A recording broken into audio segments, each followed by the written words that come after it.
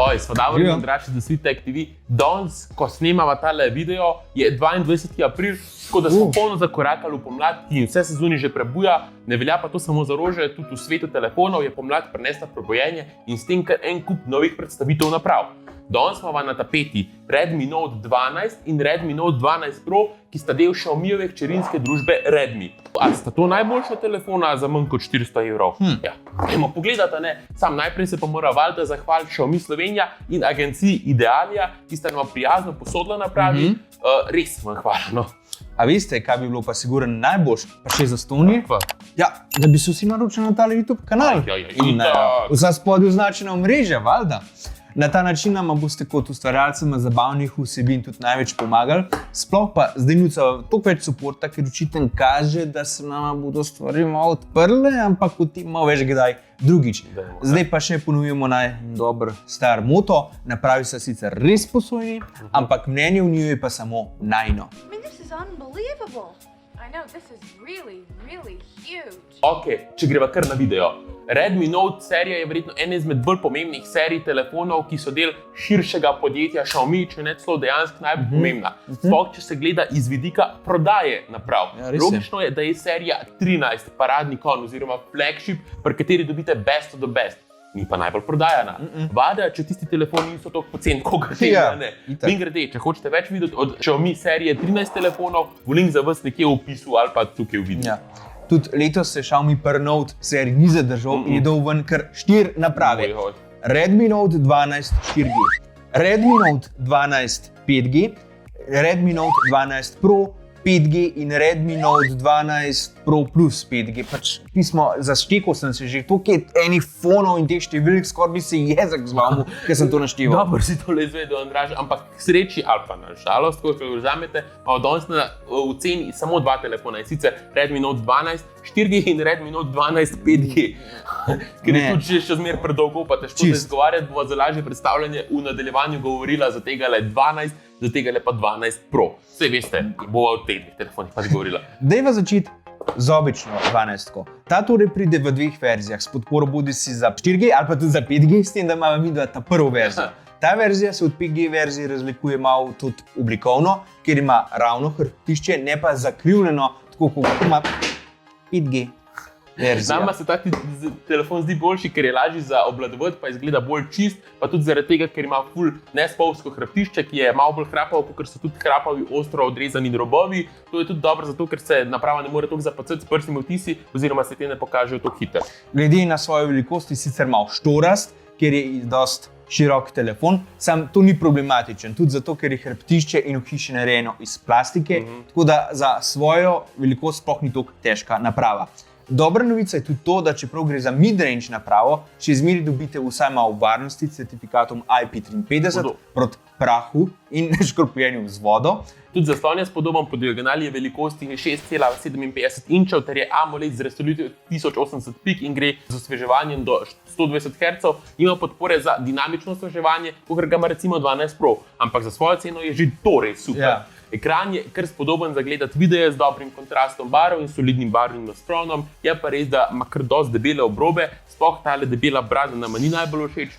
Sam spet, za tako ceno se ne morate najbolj pritoževati, ampak ker je še vse ekran dosti kvaliteten, bova rekla ok, in da dobite za take še sploh OLED zaslon, ki omogoča visoko osveževanje, super. Malo manj nam je pa sigurno všeč, da letos dobite samo en zvočnik na dnu naprave. Ja, sej glasen, sej zvok je tudi kvaliteten, brez popačenja, ampak naš se še vse zdi, da je Xiaomi malo naredil korak nazaj ta let, ker lanski let je predhodnik tega modela imel stereo zvočnike. Ampak sej veste, kako pravijo vesoljniki, da nekaj vzame. Not a failure, it steps to success.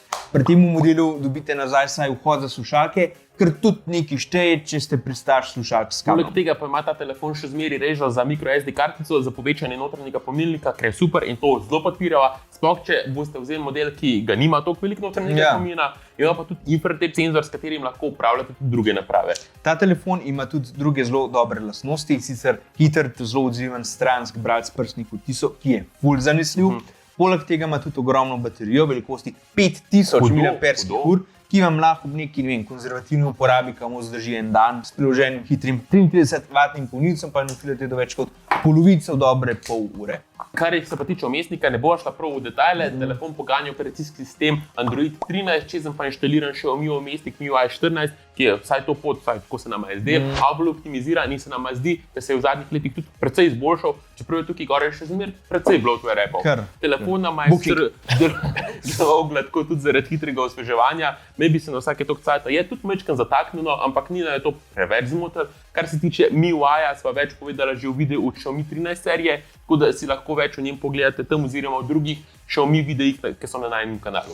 Preden gremo na kamere, pa še par besed o čipu. To leto telefon poganja 6 nanometer s Qualcommov procesor Snapdragon 685, ki je glede na ceno telefona dober, ni pa to glih telefon za poganjanje zahtevnih iger, bolj za neko normalno uporabo, in za neke nezahtevne uporabnike. In seveda ta procesor igra tudi veliko vlogo pri procesiranju fotk, tako da pejmo še kar lepo k kameram. Ta telefon ima 50 megapikslov velik senzor pri glavni kameri, 8 megapikslov velik senzor pri ultra širokokotnem objektivu in pa 2 megapiksla velik senzor pri makrokameri. Ta je po mojem tle samo zato, da pri kamerah pridemo do te magične cifre 3. Najbolj spodobno je pač sigurno, ta glavna kamera se zmore pod del posneti kar lepe fotke, ki izpadajo zelo naravno in imajo dosti podrobnosti z všečnimi barvami za ta cenovni rang. Sploh če slikate brez zooma, če pa le tega uporabite, se pa včasih na fotke prikrade mogoče malo šuma, sploh če potem v galeriji še približate vanje. Podoben je tudi za ultra širokokotno kamero, ki tudi sprovede zelo lepe naravne fotke, ampak ta šum lahko še pride bolj do izraza, ko se nekako pas mehčanje pri robovih. Makrofotke so pa makrofotke, ker pomeni, da sigurno ne bi bilo treba imeti 3D objektiva samo za makrofotografijo, ker fotke pač res niso nič posebnega, ujamejo podrobnosti objektov od blizu, ampak to spet ni neka res kvalitetna fotka, tako da ta objektiv zbade bolj ali manj sam se namen. Res je. Pri nočni fotografiji je tako, da so fotke opazno bolj mehke in sprane, tudi če vklopite nočen način, ampak to je za telefon v cenovnem razredu skoraj za pričakovati. Ta problem se še toliko bolj potencira pri ultra širokokotnem objektivu, ki že tako naredi bolj mehke fotke, samo da pri njemu ne morete vklopiti nočnega načina, da bi jih vsaj majčkeno popravil. Isto velja tudi za selfie objektiv velikosti 18 megapikslov, kjer morate biti nekako zelo previdni, kakšno svetlobo imate. Sicer vam bo v nasprotnem primeru telefon proizvedel zelo umehčane selfije, sploh v okolici las. Video se lahko na glavnem in ultra širokokotnem mediju drugače snema samo do 1080 pik pri 30 fps-jih in je kar precej mehak. Tako da to lih ni telefon za snemanje videoblogov. Bo pa dosti, da pač posnamete en kratek video, pa ga delite z znanci. No, pa še cena za tale telefon. Za konfiguracijo 4 GB RAM in 128 GB notranjega polnilnika boste mogli odšteti 249 €, kar je čisto razumljivo. Ja, predlagam vam pa, da probate nekje dobiti, kupiti neko varianto, ki ima vsaj 6 GB RAM, ker ne bi obstajala, kjer je 4 GB RAM v letu 2023 pač mogoče vse malo. Če ste na budžetu. Sej tudi 128 GB, če sem poštena, da imate notranjega pomnilnika, ni več gig dost, če snimate ne vem kakšne videe, ampak tega lahko vsaj razširite z microSD kartico. No, ampak pojmo zdaj na 12 Pro, na večjega brata 12 Pro, kjer bo povedali tiste stvari, pri katerih je različno od obične 12. Po dizajnu si sicer z njo na prvi pogled kar podoben, ima je hiše iz plastike, s tem, da ima Pro verzija bolj odsevno hrbtišče brez premaza za zaščito pred prstnimi odtisi in zato je kot magnet zanje, kot vidite. Zakaj bi to nadrežemo dražjemu telefonu Redmi? Zakaj? No. Ja, ni potrebe. Tudi ta telefon ima isto zaščito pred vodi in prahu, kot vsi 4 telefoni iz Note 12 serije, zaslon je iste velikosti, isto AMOLED in ima isto hitrost osveževanja, samo da je tukaj osveževanje dinamično in da je zaslon iz Corning Gorilla Glass 5 na S3, kot po običajni 12-ki. Je pa ekran še vsem bolj kvaliteten, kot pa ne, se ima podporo za Dolby Vision, ima HDR10 plus vsebino. Dejansko ima tako podporo kot Xiaomi 13 serija, ki stane več kot jurja. Hudo. Poleg tega ima telefon tudi stereo zvočnike, ki podpirajo Dolby Atmos in sigurno delujejo boljši kot monozvočnik 12. Ima pa telefon podpore za razširitev notranjega pomnilnika z microSD kartico, kot ima pač ta manjši brat. Poleg tega ima tudi občutno boljši čip in sicer se imenuje MediaTek Dimensity 1080, ki zmore poganjati tudi bolj grafično zahtevne špile, s tem, da se telefon ne pregreva, kar je super in so tudi test naredila, torej če vam je gambling veliko pomemben, se sigurno med tem dvema bolj splača izbrati 12 Pro. Ja, tudi ta telefon ima baterijo velikosti 5000 mAh, bravo, in misel zdrži cel dan uporabe in mogoče še celo kakšno minuto več. S tem, da tukaj dobite hiter polnilec, ki je velikosti 67 vatno, oziroma omogoča 67 vatno hitro polnjenje, kar pomeni, da boste v dobre pol ure nafilali telefon tam do 81%. Tudi kamere so iste velikosti, kar pri običajni 12-ki, s tem, da ima ta telefon letos končno optično stabilizacijo slike, OIS pri glavni kameri, ja, ker lanskoletni model je njemu in se pozna pri fotkah. Pa vidijo tudi. Fotografije so v bistvu zelo dobre za ta cenovni rang, dinamičen razpon je soliden, barven kontrast dober in fotke imajo tudi dosti podrobnosti. Tudi portretne fotke so dobre, z delitvijo objekta od okolice, fotke iz ultraširokokotne kamere so sicer solidne za to ceno, seveda pa niso perfektne. Makrokamera pa je pač tako, kot so prej rekli. Ok, nekako je podobna kot pri 12-ki, mogoče malo boljša kvaliteta slik v določenih primerih, tam tudi tukaj ni upravičen to, da je makrokamera svoja kamera. Video na tem telefonu lahko snimate do 4K in 30 fps, kar je v tem cenovnem rangu spet več kot dovolj. Kar se tiče fotkov slabše svetlobe, pa je tako, da so sicer čisto solidne, je pa res, da so sence za najin okus malo pretemne. Zato fotke spadajo posledično temnejše, tudi takrat, ko si tega človek ne bi želel. Ultraširokokoten objektiv ponoči sicer še zmeraj proizvede premehke fotografije, kjer se izgubi dosti detajlov. In če gremo na sprednjo kamero, se sigurno je selfie objektiv tukaj boljši in naredi čisto dobre selfije za to ceno, tako da s tem delom sva čisto zadovoljna nekako. No ok, skozi govoriva za to ceno. Kakšna pa sploh je ta cena? Za osnovno konfiguracijo z 6 GB RAM in 128 GB notranjega pomnilnika boste mogli izpolniti 399 €, ta boljša varianta z 8 GB RAM in še enkrat več pomnilnika pa je 50 € dražja. Evo, to je bila nekako najna ocena telefonov Xiaomi Redmi Note 12 4G in Xiaomi Redmi Note 12 Pro 5G.